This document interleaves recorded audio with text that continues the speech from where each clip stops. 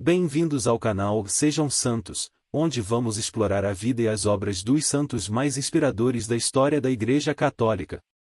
Nós vamos compartilhar suas histórias, seus ensinamentos e seus exemplos de virtudes, esperando que possam nos inspirar a viver de acordo com os ensinamentos de Cristo. Então, se você quer aprender mais sobre esses santos e descobrir como suas vidas podem ser caminhos que nos levam a Jesus Cristo para nós hoje, inscreva-se no nosso canal e deixe o seu like. Inscreva-se hoje mesmo, divulgue nosso canal a seus amigos e comunidades e nos ajude o nosso canal para que possamos alcançar mais pessoas na divulgação a conhecer mais a vida dos santos. Onde a santidade é uma jornada diária. Faça parte dessa comunidade de busca pela santidade.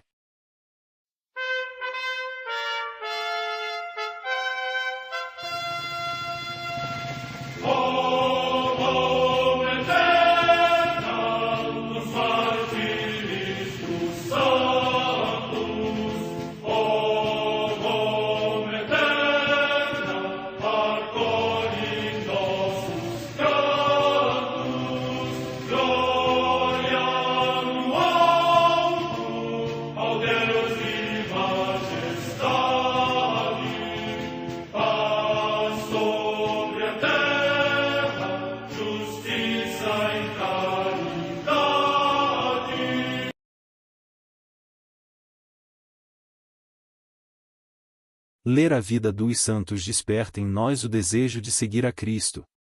Através de suas vidas podemos aprender as virtudes, a sabedoria e o amor de Deus. Cada santo nos oferece um modelo de vida a ser imitado, como diz São Paulo na carta aos Hebreus, capítulo 12, versículo 1. Estamos rodeados por uma nuvem de testemunhas. A Igreja foi fundada por nosso Senhor Jesus Cristo não apenas como uma instituição, mas uma autêntica família. Os santos mártires, confessores, doutores, as virgens, os santos pastores e todos os demais santos são realmente nossos irmãos que nos precederam no caminho da fé e já estão no céu, para onde também iremos nós, pela graça de Deus. Portanto, sede santos, assim como vosso Pai Celeste é santo. Mateus capítulo 5, versículo 48. Hoje, dia 22 de janeiro, celebra a Igreja a vida desse grande santo, São Vicente de Saragoça. São Vicente de Saragoça. A devoção dos cristãos da Península Ibérica a São Vicente é muito antiga. O mártir era originário de Saragoça, onde foi ordenado diácono no século III. Numa das perseguições aos cristãos, tão habituais nessa altura, foi aprisionado e sujeito a terríveis torturas, resistindo sempre com grandes demonstrações de fé. Segundo as fontes antigas, Vicente descendia de uma ilustre família, sendo seus pais fervorosos cristãos.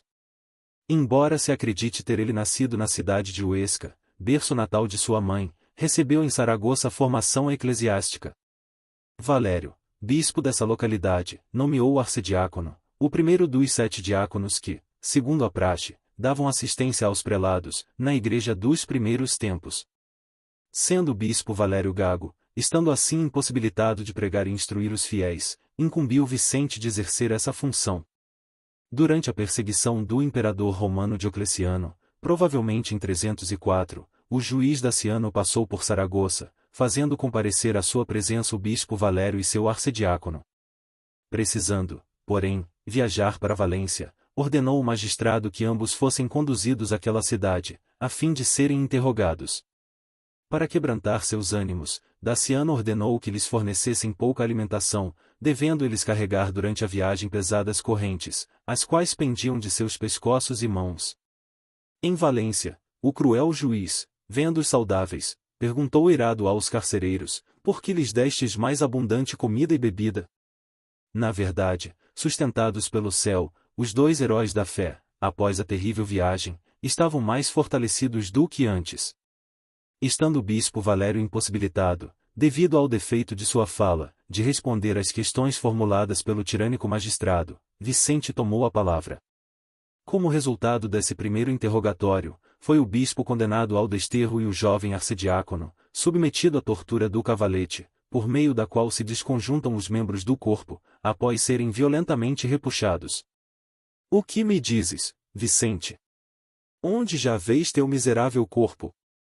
Indagou Daciano durante o suplício. Isto é o que justamente desejei, isto foi o objeto de meus mais ferventes desejos, respondeu-lhe o arcediácono. E acrescentou, desafiador, levanta-te, pois, e com todo o teu espírito de malignidade entrega-te à orgia de tua crueldade. E já verás como eu, amparado pela força de Deus, posso mais em sustentar tormentos que tu em infligi-los. Começou então Daciano a soltar gritos e enfurecer-se contra os verdugos, moendo-os com pauladas. E Vicente, irônico, dirigiu-se nessa ocasião ao endemoninhado juiz: o que dizes, Daciano? Já me estou vingando de teus esbirros, tu mesmo me trazes a vingança ao castigá-los. O arcediácono foi depois submetido ao suplício do fogo, em um leito incandescente. Suportou tudo com semblante alegre e ânimo forte. Ai, estamos vencidos! Exclamou Daciano. O magistrado mandou então lançá-lo num tipo de calabouço estreito, conhecido entre os romanos como Tullianum, assim descrito por Prudêncio, que anos mais tarde o visitou. Na zona mais baixa da prisão existe um lugar mais negro que as próprias trevas, encerrado e estrangulado pelas estreitas pedras de uma abóbada baixíssima. Ali se esconde a eterna noite, sem que jamais penetre um raio de luz. As fontes da época relatam o esplendoroso milagre ocorrido naquele Tullianum, onde de repente iluminou-se o calabouço, o chão, coberto de pedras pontiagudas, converteu-se num tapete de flores, enquanto anjos deliciaram os ouvidos de Vicente com suave melodia. Informado sobre o acontecimento, Daciano deu ordens para que se curassem as chagas do mártir, tendo em vista tentar obter sua apostasia, ou, caso contrário, submetê-lo a novos suplícios. O carcereiro, já convertido ao cristianismo, cumpriu com alegria as ordens de Daciano e, ao mesmo tempo, permitiu a entrada dos cristãos no calabouço. Estes empenharam-se em curar as chagas do mártir, recolhendo, como relíquias, panos embebidos em seu sangue. Em meio a tais demonstrações de carinho e veneração, Vicente exalou seu último suspiro, o que causou redobrada fúria no magistrado perseguidor. Se não pude vencê-lo vivo, ao menos castigá-lo-ei morto, exclamou Daciano ao tomar conhecimento da morte de seu supliciado. Ordenou então que o cadáver venerável do mártir fosse jogado em campo raso, a fim de ser devorado por feras e aves. Deus, porém, mais uma vez velou pela honra e glória de seu fiel servo. Um corvo, pousado próximo aos despojos de Vicente, afugentou aves e até mesmo um lobo, que dele se aproximaram. Penso que já nem morto poderei vencê-lo, lamuriou-se o despótico juiz, quando se inteirou do novo e estupendo milagre. E determinou, ao menos, que os mares cubram sua vitória. Assim, encerrado o cadáver dentro de um saco, foi conduzido até alto mar e lançado às ondas. Novamente a providência divina não permitiu que aquela preciosa relíquia se perdesse. O cadáver foi levado milagrosamente à praia. Certa viúva cristã chamada Junica recebeu em sonhos, algum tempo depois, uma comunicação sobre o local onde se encontravam os restos mortais de São Vicente. Acompanhada de muitos cristãos, dirigiu-se a virtuosa anciã para o lugar indicado no sonho, encontrando lá a valiosa relíquia, que foi conduzida a uma pequena igreja. Terminada a perseguição religiosa, e havendo crescido muito a devoção dos fiéis para com o admirável mártir, seu corpo foi trasladado para um altar fora das muralhas de Valência. Trechos do Sermão 276 de Santo Agostinho, pronunciado na festa de São Vicente Mártir, em 412. E como está escrito, com toda a verdade, que o forno do oleiro prova os vasos, e ao homem justo a tentação da tribulação, Vicente foi provado e cozido por aquele fogo, mas quem ardeu e crepitou foi Daciano. Se, com efeito, não ardia, por que gritava? O que eram as palavras do irado, senão fumo do abrasado? Assim, pois, a nosso mártir, que em seu coração sentia refrigério, aplicavam as chamas por fora, mas ele, incendiado pelos archotes do furor, ardia por dentro como um forno, e com ele se abrasava seu morador, o diabo. E, de fato, pelas furiosas palavras de Daciano, por seus olhos ferozes e feições ameaçadoras, pelos movimentos de todo o seu corpo, manifestava aquele seu habitante interno, e por esses sinais visíveis, como fendas do seu miserável vaso que arrebentava, e ele se enfurecia, se lhe via o diabo. Que região, que província das que compreende o Império Romano ou até onde se tenha difundido o nome cristão, não se alegra hoje em celebrar a festa de Vicente?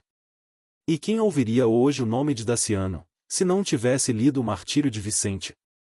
Vivo, Vicente venceu Daciano, venceu-o também morto. Vivo, pisoteou os tormentos, morto, flutuou através dos mares. Mas aquele que dirigiu entre as ondas o cadáver, entre as pontas de ferro concedeu ânimo invicto. A chama dos atormentados não dobrou seu coração, a água do mar não submergiu seu corpo. A Santa Madre Igreja celebra também nesse dia os santos. Comemoração de São Valério, bispo de Saragoça, na Espanha tarraconense, que participou no primeiro concílio de Elvira e, conduzido para Valência juntamente com São Vicente, foi enviado para o exílio. Morte no ano 315. Em Novara, na Ligúria, hoje no Piemonte, região da Itália, São Gaudêncio, considerado o primeiro bispo desta sede episcopal. Morte no ano 418. Em Sergiópolis, na Pérsia, atualmente no Iraque, a paixão de Santo Anastásio, monge mártir, que, depois dos numerosos tormentos que tinha padecido em Cesareia da Palestina, foi torturado com muitos suplícios por Cóssuas, rei dos persas, e finalmente, depois de presenciar a morte de 70 companheiros, foi estrangulado junto ao rio Eufrates e decapitado. Morte no ano 628. No mosteiro de Romans, junto ao rio Isère, nos Alpes, atualmente na França, o sepultamento de São Bernardo, bispo de Vienne, que, tendo passado da milícia de Carlos Magno para a milícia de Cristo, distribuiu pelos pobres a fortuna herdada do seu pai e construiu 2 cenóbios, o de Ambourna e o de Romans, onde terminou a sua vida. Morte no ano 842. Em Sora, no Lácio, região da Itália, São Domingos, abade, que fundou mosteiros em várias regiões da Itália e reconduziu outros à observância regular com o seu espírito de reformador. Morte no ano 1031. Em Pisa, na Etrúria, hoje na Toscana, região da Itália, a beata Maria Mancini, que, depois de enviuvar 2 vezes e ter perdido todos os filhos, por conselho de Santa Catarina de Sena seguiu a vida comunitária no mosteiro de São Domingos, ao qual presidiu durante 10 anos. Morte no ano 1431. Em Como, na Lombardia, também na Itália, o beato Antônio della Chiesa, presbítero da Ordem dos Pregadores, que reformou a vida regular em alguns conventos, acompanhando a fragilidade humana com indulgência e corrigindo-a com firmeza. Morte no ano 1459.